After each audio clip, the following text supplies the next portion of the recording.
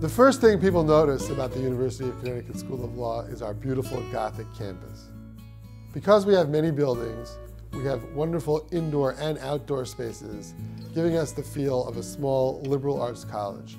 Yet these spacious surroundings are located in the center of a vibrant metropolitan area, Hartford, Connecticut, which is also the capital of the state.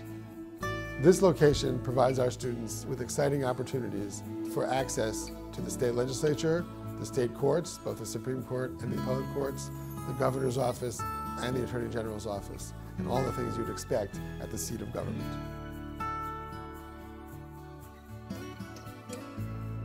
You may wonder why I talk about teaching in a video celebrating faculty scholarship. Anyone who has ever stood in front of a classroom understands that to clearly explain things to people, you have to think them through on your own first. And there's no better way to do that than to put your ideas on paper, whether it's in a book, a scholarly article, even an op-ed piece. All these forums encourage authors to consider alternative perspectives and to be prepared to engage with opposing points of view. Our faculty have the added experience of traveling around the country and around the world, engaging with other scholars and testing their ideas in open debate. So by the time they return to campus, they know just how they want to present their ideas to the students. And our students have the joy of seeing faculty members who are excited about their work and eager to make a contribution to public understanding. That's why celebrating teaching and faculty scholarship go hand in hand. We are very proud of our faculty's productivity and the names of the publishers on the cover of the books. But what really excites us are the ideas inside, and that's why we are celebrating the Year of the Book. Richard Wilson is the Gladstein Chair in Human Rights and a professor of anthropology and law. On the Storrs campus, he directs the Human Rights Institute, which reflects our university's deep commitment to ensuring that every student at the university be exposed to human rights as one of the topics that we believe is crucial for America's future. The Human Rights Institute publishes several journals. They have faculty in human rights, and they also have recently started a minor in human rights on the main campus. And here at the law school, we now have a certificate program in human rights, which Richard Wilson was deeply instrumental in starting. We were so delighted when we were able to persuade Professor Wilson to spend half his time here at the law school and name him to the law school faculty. His background as an anthropologist gives him a perspective on law that the rest of us lack. And in his new book, Writing History in International Criminal Trials, his observations about how those trials tell stories about perhaps the way human rights were violated in the past and what we might do to stop them from being violated in the future is a very different and very important perspective from what one would have as a lawyer seeking to figure out whether proper procedure was followed and whether the institutional structure was correctly set up. Our law school has long been committed to an interdisciplinary perspective. We have a full-time economist on our faculty, we have several philosophers on our faculty, and we're just thrilled now to have Richard Wilson as an anthropologist deeply committed to human rights as a full-time tenured member of the law school faculty. So I'd come across a lot of prosecutors in the Office of the Prosecutor who were very interested in what I was doing, really wanted to talk about historical evidence and the history of Serb nationalism and its implications for the rise of political violence. And then there were some who were completely disinterested. And so I searched out one of those individuals who was a prosecuting attorney, and I said, you know, I've read the trials you've been involved in. You never use any historical expert witnesses. And why is it that this doesn't seem to be relevant or interesting to you? Could you explain that? And he said, yes. And I have to answer you with a joke. And so this is the joke that he told me.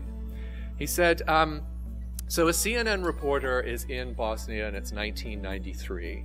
And a Bosnian Serb unit has entered a Muslim village and is burning it down and pillaging it.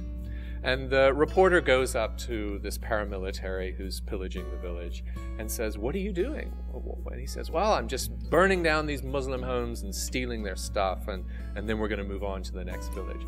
And the reporter says, well, why? Why are you doing this? He says, because in 1389, the Muslims of Bosnia destroyed the Serb nobility at the Field of Blackbirds in Kosovo. And the reporter says, yeah, but that was 600 years ago. And the paramilitary says, yeah, but I only heard about it yesterday. And so there were those who simply felt that these kind of debates had no place in the courtroom. But what was fascinating to me was just how many cases, every single case that you read, every judgment at the Rwanda Tribunal or Tribunal for the Former Yugoslavia starts with a historical discussion. In the very beginning, these were long. These were 70-page. Imagine a criminal case in the United States starting with 70 pages of the history of a particular issue or region. It'd be impossible. So my question was why, really the problem was, why is it that these international tribunals are trying or are giving such emphasis to historical debates, historical evidence? What are they doing with it? And that was really the problem that motivated.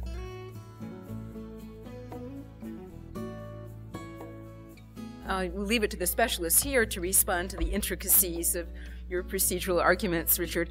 But to start off really from the context of my own reading and deep appreciation of what the book accomplishes, I think that you're taking us very far in a direction that others will want and need to follow, not only in the humanitarian context, but also in relation to issues of globalization and what we as anthropologists are doing with legal institutions, which we are beginning to take seriously again, the world being what it now is.